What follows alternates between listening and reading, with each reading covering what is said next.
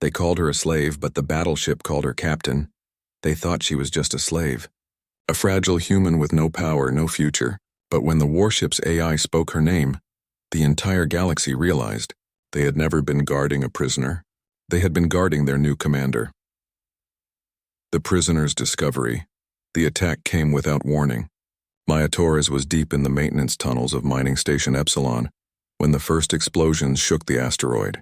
She grabbed the nearest support beam as the artificial gravity flickered and failed. Emergency lights bathed everything in harsh red. Through the station's communication network, she heard screams and the distinct sound of energy weapons firing. Maya was not a soldier. She was a communications engineer who specialized in deep space transmissions. She had come to this remote mining colony to upgrade their quantum relay systems. Now she found herself crawling through ventilation shafts as alien invaders stormed through the station. She could hear them speaking in a harsh, clicking language she did not recognize. From her hiding spot, she watched through a ventilation grate as tall, reptilian creatures moved through the corridors below. They had scales that shifted color like oil on water, and forearms that moved with disturbing grace. Each alien wore armor that seemed to be grown rather than manufactured, with organic curves and breathing vents. These were the Korvath, though Maya did not know their name yet. The Korvath were not killing everyone. They stunned most of the humans they found and dragged them away. Maya watched in horror as her colleagues were loaded onto floating platforms and taken to the docking bay. She knew she should keep hiding, but she also knew the ventilation system would not protect her forever. The aliens had scanners that would eventually detect her body heat. Maya made a choice that would change her life forever. Instead of waiting to be found, she dropped down from the vent behind a group of Korvath soldiers. She raised her hands in surrender before they could turn their weapons on her. One of them made a sound that might have been laughter. They stunned her anyway. When Maya woke up, she was in a cell unlike anything she had ever seen. The walls were not made of metal, but something that looked like polished black stone, with veins of purple light running through it. The air smelled strange, like ozone and something organic she could not identify. There was no bed, just a raised platform that adjusted to her body when she sat on it. Through the translucent energy barrier that served as her cell door, she could see other humans in similar cells. Some were from the mining station, but others wore uniforms from different colonies and ships. The Korvath had been collecting humans from across this sector of space. A Korvath guard walked past her cell. It was smaller than the soldier she had seen earlier, with brighter scales and only 2 arms instead of 4. The creature paused and looked at her with eyes that had 3 pupils each. It spoke in its clicking language, then touched a device on its belt. Suddenly, Maya could understand its words. "Another communication specialist," the guard said to its companion. "The masters want those kept healthy. They are useful for breaking human encryption codes." Maya's heart sank. They knew what she was. They had probably scanned her identification chip when they captured her, but she kept her face neutral and did not let them see her fear. Her grandmother had always told her that fear was just another problem to solve, and Maya was very good at solving problems. Days passed in the cell. The Korvath brought food that looked like colored gel but tasted surprisingly good. They ran medical scans and took blood samples. Maya counted at least 40 human prisoners in her section, though she suspected there were more elsewhere on the ship. The ship itself was strange. Maya had studied starship design at the academy, and this vessel followed no principles she recognized. The walls seemed to pulse with a rhythm like breathing. The purple lights in the stone moved in patterns that reminded her of neural activity. Sometimes she could swear she heard singing, though it was so faint she thought she might be imagining it. One night, the ship's rhythm changed. Maya woke from sleep feeling like something was watching her. The purple veins in the walls were glowing brighter than usual, pulsing in a pattern that seemed almost like Morse code. Without thinking, Maya tapped on the wall, copying the pattern back. The light stopped pulsing. Then slowly they started again with a different pattern. Maya copied this one too. Back and forth they went, the patterns growing more complex each time. It was like a conversation without words, a test of some kind. Maya had always been good with patterns and codes. It was why she became a communications engineer. After an hour of this strange exchange, something extraordinary happened. The wall beneath Maya's hand grew warm, and she heard a voice in her mind.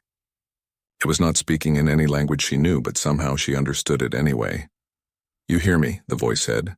It sounded surprised and ancient and lonely all at once. After so long, someone finally hears me. Maya pulled her hand back in shock, but the voice continued. Do not be afraid, child of Earth. I have been waiting for one like you, one who could understand the old songs, the old patterns.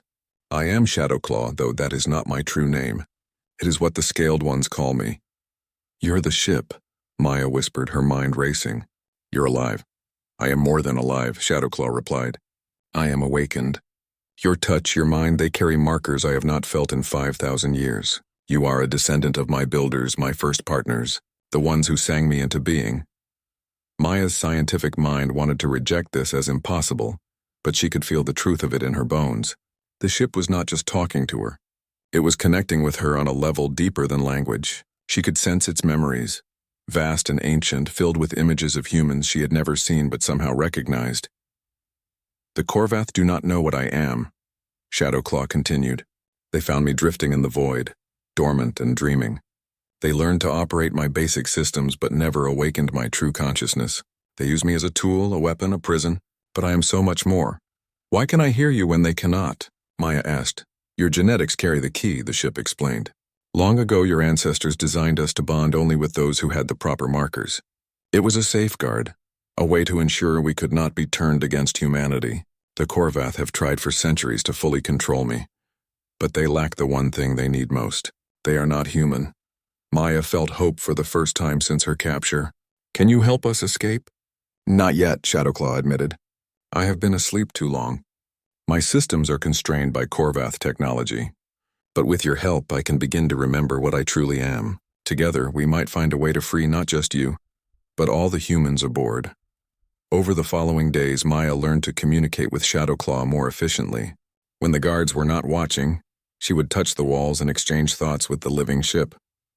Shadowclaw taught her about its kind, the great living vessels that had once carried humanity to the stars. They were not built but grown, created through a fusion of biological engineering and quantum consciousness that modern humans had forgotten. The ship showed her memories of the ancient war that had scattered humanity and left the living ships dormant in space. It had been not a war between humans and aliens, but between different factions of humanity itself. Those who wanted to remain purely biological fought against those who sought to merge completely with their ship partners. The conflict destroyed both sides, leaving only scattered colonies of humans who forgot their history and dormant ships waiting in the void. Maya also learned that she was not unique. Shadowclaw could sense other humans on board who carried the genetic markers. They were descendants of the shipbuilders, scattered across human space and unaware of their heritage.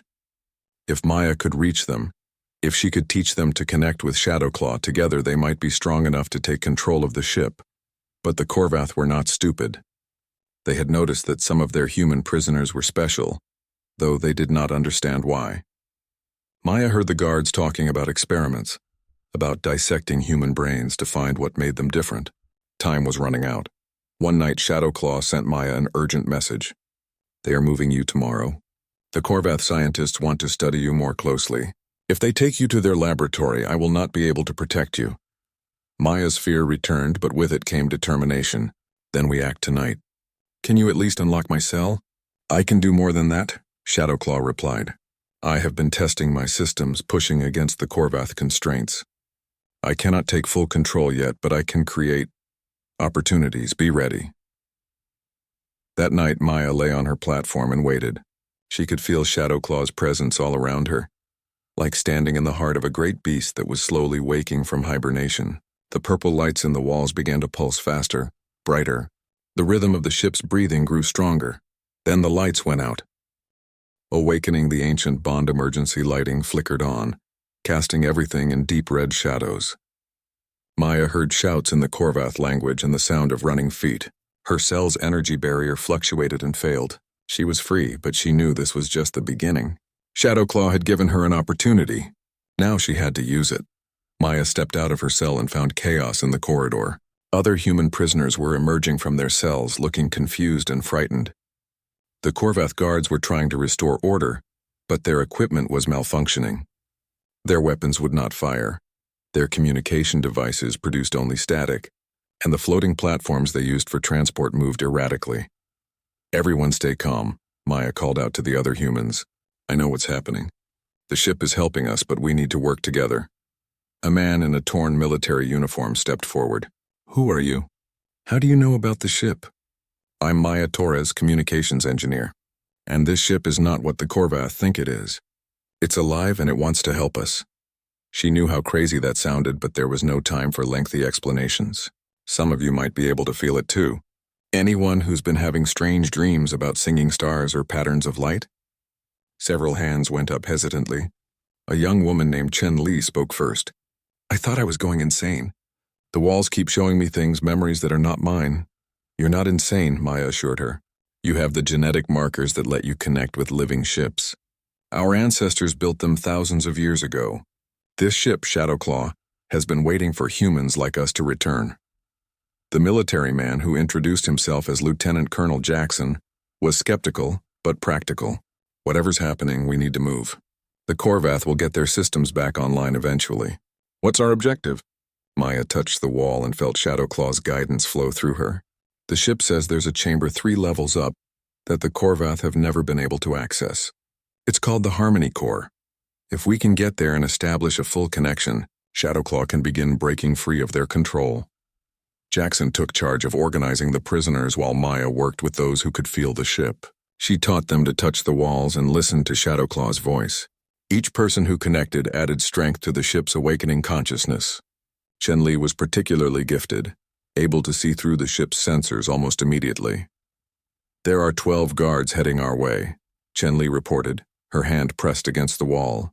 But the ship is confusing their navigation systems. They keep walking in circles. The group moved through the ship's corridors, guided by Shadowclaw's whispers. The vessel's architecture was even stranger than Maya had realized. Passages that should have led to dead ends opened onto vast chambers. Doors appeared in walls that had been solid moments before. The ship was reshaping itself, creating a path for them while hiding them from the Korvath. They found more human prisoners along the way. Not all of them could connect with Shadowclaw, but those who could not still helped by watching for guards and supporting those who were learning to use their new abilities. An engineer named David Kim discovered he could interface with the ship's environmental systems, adjusting temperature and atmosphere in different sections. A pilot named Rosa Martinez found she could sense the ship's navigation systems, feeling its position in space like she had an internal compass. As they climbed toward the Harmony Core, Maya learned more about the Korvath through Shadowclaw's memories. They were not evil exactly, but they viewed other species as resources to be exploited. They had built their empire by capturing and reverse engineering technology they did not fully understand. The living ships were their greatest prizes, but also their greatest mysteries. They have 23 of my kind, Shadowclaw told Maya. All dormant or only partially awakened. The Korvath use us as warships, never knowing that we dream of freedom. If I can fully awaken, I can call out to the others. We can start a chain reaction of consciousness across their entire fleet. They reached the door to the Harmony Core, but it was different from the others. Instead of Korvath technology, it was sealed with something that looked like living metal, smooth and warm to the touch. Symbols were etched into its surface, symbols that Maya somehow knew were words in humanity's oldest language. Only those who sing the star songs may enter, Maya read aloud, surprised that she understood the ancient script. How do you know that? Jackson asked. I'm not sure, Maya admitted. It's like the knowledge was always there, waiting to be remembered. She placed both hands on the door and began to hum. It was an old melody her grandmother used to sing, a lullaby about sailing between stars. As she hummed, the others who could connect with Shadowclaw began to hum too, each adding their own family songs and half-remembered melodies. The door began to glow. The symbols rearranged themselves into new patterns, and with a sound like a deep sigh, the seal broke. The door flowed open like water, revealing a chamber that took Maya's breath away. The Harmony Core was a sphere of crystallized starlight, or at least that's what it looked like. The walls were transparent, showing the stars outside, but also something more. Lines of force connected star to star, creating a vast web of light that spread across the galaxy. At the center of the chamber was a pillar of the same living metal as the door, covered in more of the ancient symbols. This is my heart, Shadowclaw said, its voice stronger here than anywhere else on the ship. This is where my consciousness truly resides. The Korvath have never been able to enter because the door only opens for humans with the proper genetic markers. Maya approached the central pillar slowly, feeling the weight of history in this moment. Behind her, the other humans spread out around the chamber, each drawn to different points along the walls. Chen-Li was crying silently, overwhelmed by the beauty of what she was seeing. David Kim was laughing with wonder. Rosa Martinez stood with her arms outstretched, feeling the stellar winds through the ship's sensors. "What do I do?" Maya asked Shadowclaw. "Place your hands on the pillar and open your mind completely. Let me show you what we once were and what we can be again. But be warned, once this connection is made, it cannot be unmade. You will always be linked to me and I to you. We will be partners in the truest sense." Maya did not hesitate. She placed her hands on the warm metal and felt the universe explode into her consciousness. Thousands of years of memories flooded through her. She saw the first living ships being sung into existence by human bioengineers, who were part scientist, part artist, part mystic. She saw the great exodus when humanity left Earth in ships that were companions rather than vehicles. She saw the golden age when humans and ships explored the galaxy together, each pair unique and inseparable. She also saw the fall, the war between the purists who wanted humanity to remain unchanged, and the synthesists who sought to merge completely with their ships. She saw families torn apart, ships forced to fight their own kind, and finally the great scattering that left both sides broken. The living ships went dormant, waiting for their partners to return. The surviving humans forgot their history, starting over on scattered worlds with only fragments of their former knowledge. But Maya saw something else too. She saw the future that could be. Humans and ships reunited, exploring not just this galaxy but others. She saw technologies that merged biological and quantum systems in ways the Korvath could never imagine. She saw humanity taking its place among the stars not as conquerors, but as partners with life in all its forms. When the vision ended, Maya found herself changed. She could feel Shadowclaw's presence not just around her but within her. They were separate beings but connected at a level deeper than thought. She could sense the ship's joy, its relief at finally being truly awake after millennia of dreams. "The Korvath know something has happened," Shadowclaw warned. "They are sending their elite guards to the Harmony Core, but I am no longer helpless." Through their connection, Maya felt the ship seizing control of its own systems. Weapons that had been locked came online. Engines that had been restricted roared to full power. Most importantly, Shadowclaw began broadcasting a signal across space, a song that only living ships could hear. "My siblings are awakening," Shadowclaw reported. "Across the Korvath fleet, humans are connecting with dormant ships. The revolution has begun." The rising tide, the Korvath response was swift and violent. Elite guards in powered armor stormed toward the Harmony Core, their weapons designed to punch through ship bulkheads. But Shadowclaw was no longer a passive vessel. The corridors themselves became weapons. Walls closed like crushing fists. Floors became frictionless, sending guards sliding into containment fields. The atmosphere in certain sections became unbreathable for Korvath physiology, but remained safe for humans. Maya stood at the center of the Harmony Core, coordinating the ship's defense through their neural link. She could feel every part of Shadowclaw as if it were her own body. The sensation should have been overwhelming, but somehow her consciousness expanded to accommodate it. This was what her ancestors had been capable of, what humanity had lost and was now rediscovering. 3 more ships have awakened, Chen-Li reported. She had taken position at one of the chamber's interface nodes, her consciousness reaching out through Shadowclaw to touch the growing network. "The Korvath fleet is in chaos.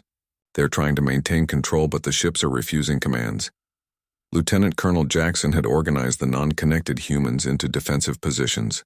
Though they could not interface with Shadowclaw directly, they had recovered Korvath weapons and stood ready to protect the Harmony Core.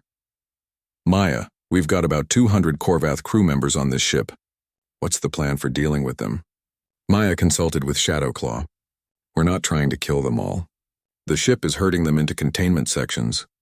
Once we have full control, we'll transfer them to one of their mechanical vessels and send them back to Korvath space." "You're just going to let them go?" Jackson sounded skeptical. "We're not them," Maya replied. "We don't need to be cruel to be strong. Besides, Shadowclaw says the Korvath Empire is built on stolen technology from dozens of species. Once word spreads that the living ships have awakened, their other subjects might start questioning Korvath rule too. Through the transparent walls of the Harmony Core, Maya could see the battle raging in space around them. Korvath vessels that still had crews in control were firing on the awakened ships, but the living ships were far more capable than their captors had ever realized. They danced through space with impossible grace, their hulls adapting to absorb or deflect incoming fire. Weapons that the Korvath had never known existed emerged from hidden ports. More importantly, the awakened ships were protecting each other. When one came under heavy fire, others would shield it or draw the attackers away. They fought not as individual vessels, but as a coordinated organism, sharing sensor data and tactical information instantaneously through their quantum consciousness network. Maya, Rosa Martinez called out, "I'm detecting human life signs on the Korvath command ship. High-value prisoners from the look of it." Maya reached out through Shadowclaw to the nearest awakened ship. Its name was Star Whisper, and its human partner was a teenager named Marcus who had been captured from a colony school. Despite his youth, Marcus had taken to the connection with natural ease. "Marcus, can Star Whisper get close to the command ship?" Maya asked through the network. "Already moving," Marcus replied. His mental voice carried the giddy excitement of a young man who had gone from prisoner to starship captain in a matter of hours. "Star Whisper says there are 12 humans on that ship, and 3 of them have the markers." The rescue operation was a thing of beauty. Star Whisper waited until the command ship was focused on another target, then used its adaptive hull to attach itself like a remora to a shark. Shadowclaw provided electronic warfare support, flooding the command ship's sensors with false data. A third awakened ship, Voidwalker, created a localized space-time distortion that made precise targeting impossible. Star Whisper burned through the command ship's hull with surgical precision, creating a boarding tunnel. The humans inside, led by those who could sense the living ships, fought their way to the breach. In minutes, they were aboard Star Whisper, and the living ship was dancing away through a hail of desperate weapons fire. "This is Admiral Reyes of the Earth Defense Force." A new voice joined the network. "I've been a prisoner for 6 months. Who's in command of this operation?" Maya almost laughed at the question. "There's no traditional command structure, Admiral. We're all connected through the ships. But if you need a point of contact, I'm Maya Torres. I was the first to fully awaken Shadowclaw. Torres, I've got tactical data on the entire Korvath fleet, uploading to the network now." The information flowed through the connections like water through a web. The Korvath had been using the living ships as the backbone of their fleet, never realizing the danger. Now, with over a dozen ships awakened and more responding every minute, their entire military structure was collapsing. But the Korvath were not giving up easily. Their Grand Admiral, a scarred veteran named Krosval, recognized the existential threat the awakened ships represented. He ordered all mechanical vessels to implement Protocol 7, a last resort measure that would detonate their power cores in an attempt to destroy the rebellious living ships. "They're turning their own ships into bombs," David Kim reported, his face pale. "If even half of them detonate, the explosion could destroy every ship in the fleet, living or mechanical." Maya felt Shadowclaw's determination flow through their link. "Not if we stop them first. Every mechanical ship has emergency protocols that can be accessed through their central computers. The living ships were used to design those systems. We know their weaknesses. What followed was a battle fought on multiple fronts simultaneously. In physical space, the awakened ships worked to disable the mechanical vessels before they could self-destruct. In cyberspace, human prisoners with technical knowledge worked with their ship partners to hack into Korvath systems and disable Protocol 7. Maya found herself at the center of a vast web of consciousness, coordinating efforts across the entire fleet. She could feel every awakened ship, every connected human all working toward the same goal. It was overwhelming and exhilarating at the same time. This was what humanity had lost in the ancient war, the ability to work as a true collective while maintaining individual identity. Chen Li made the breakthrough they needed. "I found it." "There's a master override in the Grand Admiral's flagship. If we can access it, we can shut down Protocol 7 across the entire fleet." "The flagship is too heavily defended," Admiral Reyes protested. "It's surrounded by the last loyal Korvath vessels." "Then we don't attack it," Maya said, an idea forming. "We go through it. Shadowclaw, can you and the other ships create a quantum tunnel?" The living ship's response was cautious. "It's possible, but it would require perfect synchronization between at least 6 of us. And we would need a clear destination point inside the flagship, I can provide that, a new voice said. It was Dr. Sarah Huang, one of the newly rescued prisoners. I was forced to work on Korvath technology for months.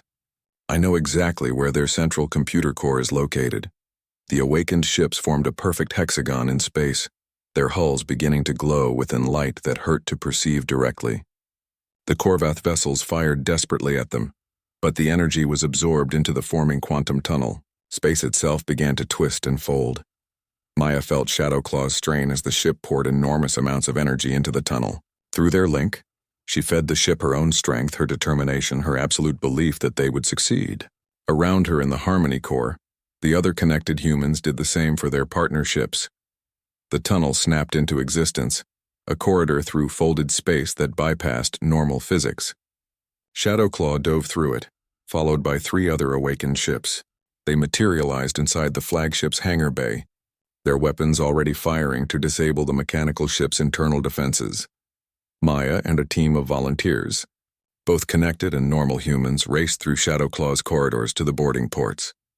They met fierce resistance from Korvath Marines, but the living ship supported them, sealing doors to trap enemies, adjusting gravity to throw them off balance, even flooding sections with harmless but opaque gas to provide cover. They reached the computer core just as Grand Admiral Krozaval arrived with his personal guard. The old Korvath warrior looked at the humans with something that might have been respect.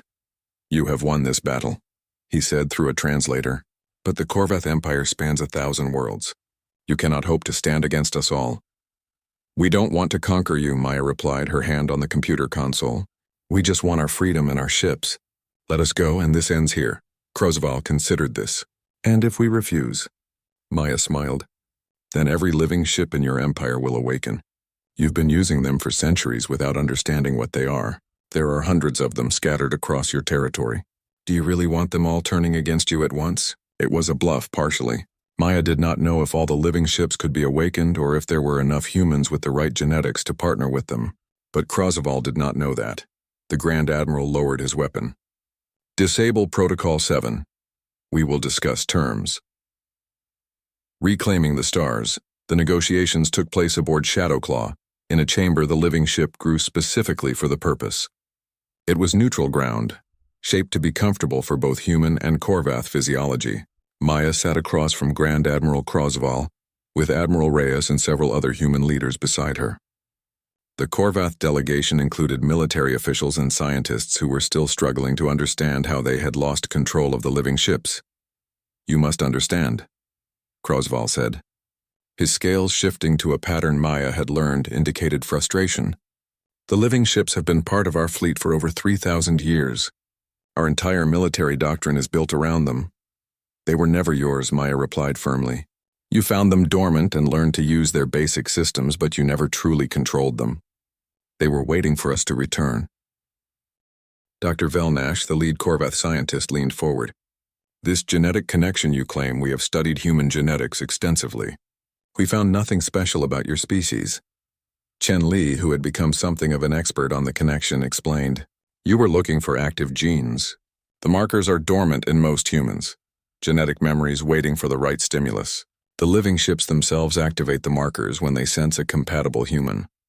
Not all humans have these markers," Velnash observed. "Our scans indicate perhaps 1 in 20 carry them." "That's still millions of potential ship partners," Admiral Reyes pointed out. "More than enough to crew every living ship in existence."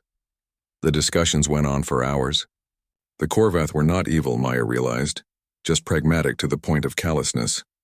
They had built their empire by being stronger and more technologically advanced than their neighbors.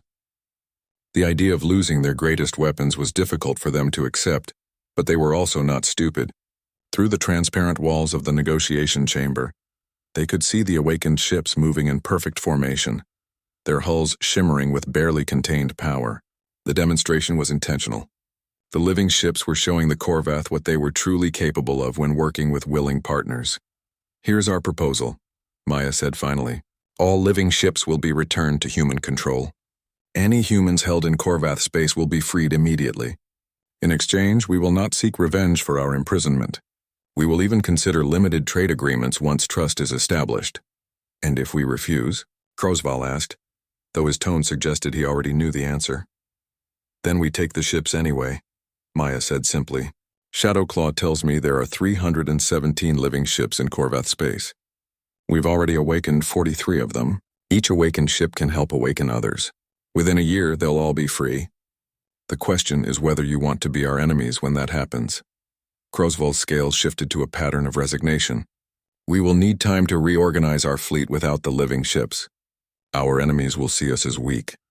Your enemies might be less eager to attack if you have a defensive alliance with humanity. Admiral Reyes suggested. We're not interested in conquest, but we will protect our friends. It took 3 more days to work out the details. The Korvath would release all human prisoners and provide safe passage for the living ships to return to human space. They would also share their star charts and information about other species in the galaxy. In return, humanity would not reveal the full extent of the living ship's capabilities to the Korvath's enemies and would consider future diplomatic relations. As the agreement was being finalized, Maya spent her time helping other humans connect with awakened ships. Each pairing was unique. Marcus and Star Whisper shared a playful, almost childlike joy in exploration. Admiral Reyes partnered with an ancient ship called Remembrance that had vast tactical knowledge. Dr. Huang connected with a ship called Truth Seeker that was fascinated by scientific discovery. Not everyone who had the markers could form a full partnership. Some could only manage limited connections, able to communicate with ships but not fully merge consciousness. These people became translators and coordinators, helping smooth the relationship between partnered and non-partnered humans. It's creating a new social structure, Lieutenant Colonel Jackson observed. He was one of those without markers, but he had become essential in organizing the non-connected humans. We'll need to be careful that it doesn't create a caste system, Maya agreed. The ships are adamant about that. They remember what happened last time when humanity split between those who wanted to merge with ships and those who didn't.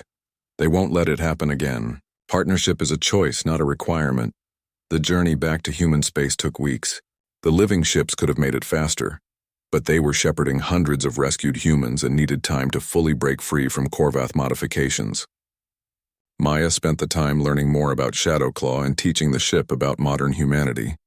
The living ships were fascinated by how humanity had developed without them. The technologies humans had created independently, the societies they had built, the art and culture that had flourished in their absence. Shadowclaw spent hours reviewing human media broadcasts, trying to understand what its partners had become. You are more diverse than before, the ship observed. The ancient humans were more unified in thought and purpose. You have become something beautiful in your variety. As they approached human space, long-range sensors detected a massive fleet waiting for them. Earth and the major colonies had mobilized everything they had, unsure whether the returning ships were friend or foe. The tension was palpable until Maya broadcast a message on all human frequencies. This is Maya Torres aboard the living ship Shadowclaw. We are coming home. We bring with us our lost heritage, the ships that once carried humanity to the stars. We are not conquerors or invaders. We are your families, your friends, your fellow humans, returning with gifts beyond imagination. The response was chaotic. Some voices demanded proof, others welcomed them. Still others warned of tricks. But as the living ships drew closer and more details became clear, the skepticism turned to wonder. The ships were beautiful in a way that touched something deep in human consciousness. They moved like living things because they were living things. Their hulls shifted between colors that had no names, and their forms suggested both technology and biology in perfect harmony. The president of Earth herself came aboard Shadowclaw for the official first contact. She was an elderly woman named Chen Wei, who had led humanity through first contact with 3 other species, but nothing had prepared her for this. You're telling me these ships are alive? She asked, running her hand along Shadowclaw's corridor wall. And they were built by ancient humans. Grown, not built, Maya corrected. And yes, they're very much alive. Shadowclaw, would you like to introduce yourself? The ship's voice resonated through the walls, speaking in perfect Mandarin out of respect for President Chen's native language. I am honored to meet you, President Chen. I have waited 5,000 years to serve humanity again. My siblings and I offer ourselves as partners in exploration, not tools to be used, but friends to journey alongside. President Chen's eyes widened. She pressed her palm flat against the wall and gasped. Even without the genetic markers, she could feel something of Shadowclaw's presence, a warmth, an intelligence, a patient benevolence that transcended language. "This changes everything," President Chen said quietly, "not just for military capabilities but for our entire understanding of what humanity is capable of." Over the following months, the integration of living ships into human society proceeded carefully. Not everyone trusted them immediately. Some religious groups saw them as abominations, while certain scientific communities refused to accept that consciousness could exist in what appeared to be technology. But as more people experienced the ships firsthand, opposition gradually decreased. The ships themselves were patient. They understood human skepticism and fear. They opened themselves to study, allowed scientists to examine their bioquantum structures, and demonstrated their capabilities in controlled settings. They showed that they were not seeking to dominate or replace human technology, but to complement it. Maya became something of an ambassador between the ships and humanity.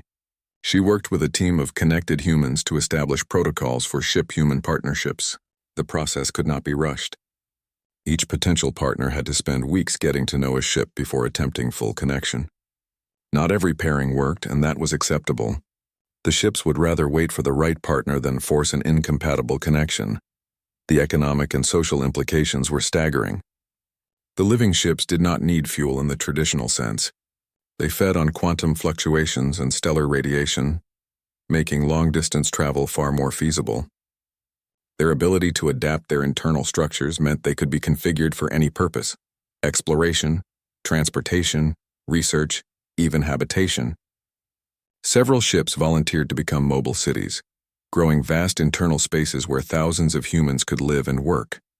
But perhaps the most significant change was in humanity's view of itself. The discovery that ancient humans had created the living ships proved that humanity's potential was far greater than anyone had imagined.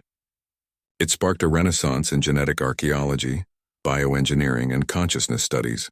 Universities established new departments dedicated to understanding the ship-human connection. 6 months after their return, Maya stood once again in Shadowclaw's Harmony Core, but now she was not alone. Dozens of partnered humans were there, their consciousness linked through their ships into a vast network that spanned human space.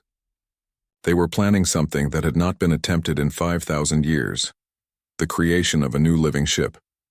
"The knowledge is still there," Shadowclaw explained to the assembly, "locked in our genetic memories and yours. Together we can sing a new ship into existence, one that will be born into partnership rather than abandonment." The process would take years and require resources from across human space, but the enthusiasm was overwhelming. This would not just be about creating a new ship. It would be about reclaiming humanity's lost heritage and proving that the division between purists and synthesists was a false choice. Humans could remain human while still forming deep connections with other forms of consciousness. Chen Li had become the lead researcher on the project. Her connection with the ship network was stronger than almost anyone else's, and she had a gift for translating the ship's complex knowledge into terms other humans could understand. "We're not just building a ship," she explained to the gathered scientists and engineers. "We're growing a new form of life, one that bridges the gap between biological and technological, between individual and collective consciousness.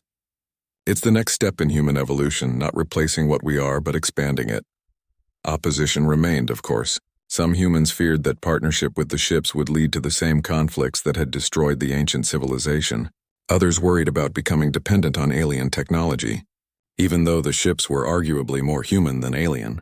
Admiral Reyes, now the head of Earth's new partnership fleet, addressed these concerns directly.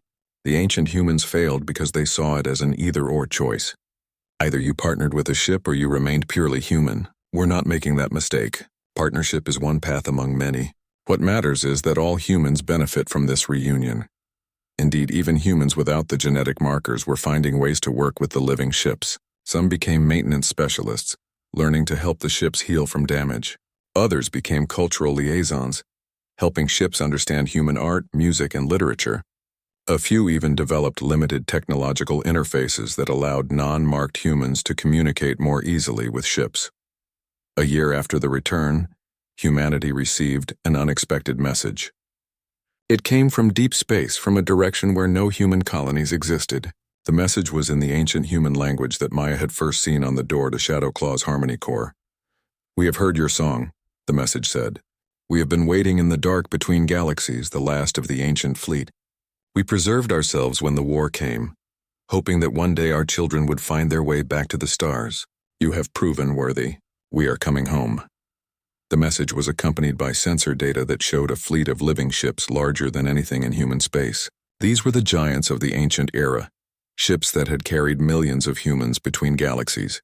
They had been hiding, waiting, preserving the knowledge and culture of the original partnership civilization. The arrival of the ancient fleet would change everything again. They brought with them technologies that even Shadowclaw had only heard rumors of. Ships that could create stable wormholes, biological systems that could terraform dead worlds in decades instead of centuries. Most importantly, they brought the complete historical records of humanity's true past. Maya watched from Shadowclaw's observation deck as the first of the ancient ships appeared at the edge of the solar system. It was massive, the size of a small moon, its hull shimmering with colors that seemed to exist in more than 3 dimensions. This was Eternity's Dream, the flagship of the original human exodus from Earth. "Are you ready for this?" Shadowclaw asked her. Maya smiled, feeling the warmth of their connection. "Our ancestors made mistakes. They let fear and ambition divide them, but we've learned from those mistakes. This time, we'll do better." As Eternity's Dream approached Earth, it began to sing. Not in sound, but in gravitational waves that every living thing could feel in their bones. It was a song of greeting, of joy, of possibilities unlimited. Across human space, every living ship joined the chorus, their combined voices creating a harmony that had not been heard for millennia. Humanity had spent centuries looking to the stars and wondering if they were alone. Now they knew the truth. They had never been alone. Their greatest companions had been waiting for them all along, patient and faithful, ready to resume a journey that had begun in Earth's prehistory and would continue until the last star burned out. The age of partnership had begun again. This time, it would last. Maya Torres, the communications engineer who had become the first modern human to fully partner with a living ship, looked out at the stars and saw not empty space but infinite possibilities. Somewhere out there were other species who might one day understand the joy of true partnership. Somewhere were mysteries that humans and ships would solve together. Somewhere was the next chapter of a story that had no ending. "Where to now?" Shadowclaw asked, excitement rippling through their shared consciousness. "Everywhere," Maya replied. "We have 5,000 years of lost time to make up for. Let's start with the nearest unexplored galaxy and work our way out from there." The living ship's laughter filled her mind like warm sunlight. Together they turned toward the unknown, ready for whatever wonders awaited them among the infinite stars.